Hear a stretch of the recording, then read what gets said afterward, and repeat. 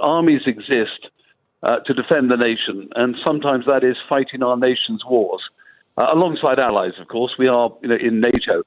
And a lot of that has been proved by the Russians is not simply to do with equipment, but it is the ethos and the moral component of fighting power, as we call it, which is what motivates soldiers to stay in the line under extraordinary pressure and danger.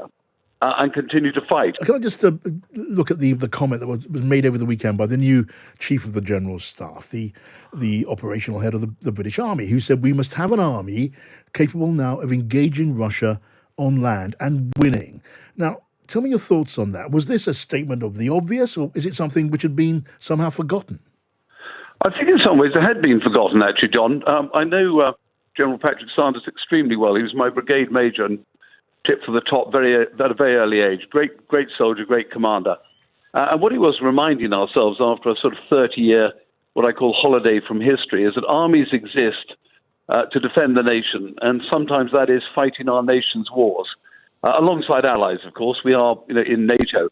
And a lot of that has been proved by the Russians is not simply to do with equipment, but it is the ethos and the moral component of fighting power, as we call it, which is what motivates soldiers to stay in the line under extraordinary pressure and danger and continue to fight. And it's exactly what the British Army has done time and again. Yes. And you tinker with that at your peril. Well, is that being, as you put it, tinkered with to the detriment of Britain's military and defence capability? Well, I think most senior officers, and probably those in the Army, would say it has been. Certainly, we're small. Albeit we would fight within a NATO context and alongside the other services. We've certainly got big gaps in our capabilities and in straight numbers of equipment, major equipment and manpower. But there has been a case of thinking that the Army is a nice set of people there to do good. Of course, we do all of that. But Ukraine has shown us time and again that you need really tough young men and women who are prepared to stand in the front line and put themselves under huge risk. And we've seen it with the Ukrainians, and that has been the difference between the sheer size of the Russian army and the capacity of the Ukrainians to fight. And so it is just a reminder after 30 years of largely forgetting or wishing to forget it, albeit we've done many interventions, that we could be up against a real punching match in which the British Army is traditionally extremely good, but needs to be nurtured. I'm going to pick up on the question of equipment in just a second, but on that point of psychological fitness to fight, and you say British armies come to be seen, British militaries come to be seen as nice people doing nice things, and yes, I mean just today there are more calls for the British military to do the job of public service workers. Lots of strike action coming up, shortages, and all of that taking place. But does that mean the British Army, the British soldier, lacks the fighting spirit? Is there any evidence of that? None at all, John, none at all.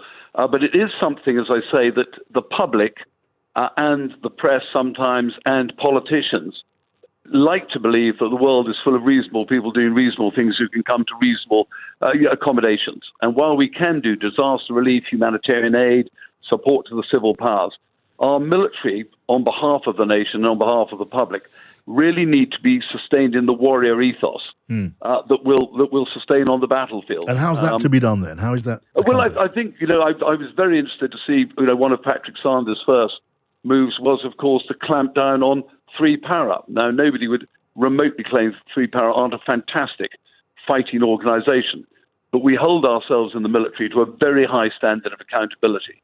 And we expect individuals within it to also support that accountability and reputation. And to remove an operational tour or a big training exercise in Kosovo for professional officers and soldiers will have been felt very, very strongly. He's quite right to just remind the Army as well that this is our core business on behalf of the nation, whatever government's in power. And you need to invest in it because what you invest now, of course, John, in terms of retention, in terms of attracting high-quality officers, keeping high-quality NCOs in, might be something a government 20 years down the range wants to use. And you cannot put soldiers in like toy soldiers in a box and put them away.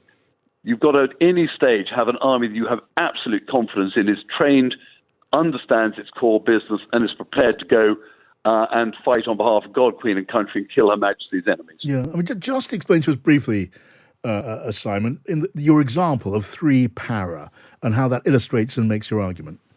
Well, I think it's just to say nobody will ever question the paratroopers' capacity to go to war. Here we are on the 40th anniversary of the Falklands, where they fought most gallantly. But the behaviour of some soldiers, to an extent, has tarnished the reputation. This is the peacetime reputation. Yes.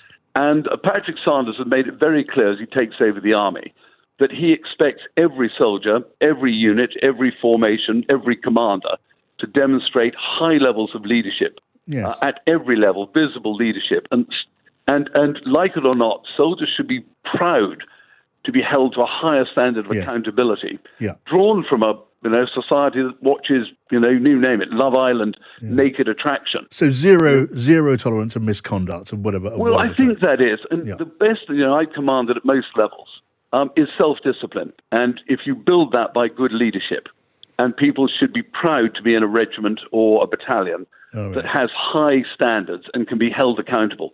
Okay, zero tolerance. Let me just look at equipment for a moment with you, if I can. Of course, John. We recall really quite recently the Prime Minister he was in front of a select committee of MPs at the House of Commons, and he was pretty much mocking the idea that battle tanks were an important asset in today's military. And what are your thoughts on that? Given the experience of Ukraine? Well, it's very interesting. This is another cry, and there was a big article in the Daily Telegraph, the end of the tank. And I remember in 1973 in the Yom Kippur War, John, where we also looked at the Israelis who messed up the original response to the Egyptian, operation in Sinai. But what they'd really messed up was the all-arms nature of warfare: land, air, anti-tank, artillery, infantry, armor. What we've seen with the Russian invasion, and they've taken a hell of a hit on their armor, is again failing to learn old lessons. Well-trained armies with a good doctrine who understand all arms cooperation still mean that there is a place for the tank on the battlefield. Over time, obviously, balances change within different capabilities, but good commanders are watching out for that, mitigating against risks. Okay, fascinating. So we want to be a bit careful about drawing the wrong lessons from the Ukraine conflict. It looks quite old-fashioned to me, not a revolution in military affairs at the moment. All right, thanks for sharing your views there. That's Lieutenant General Sir Simon Mayall.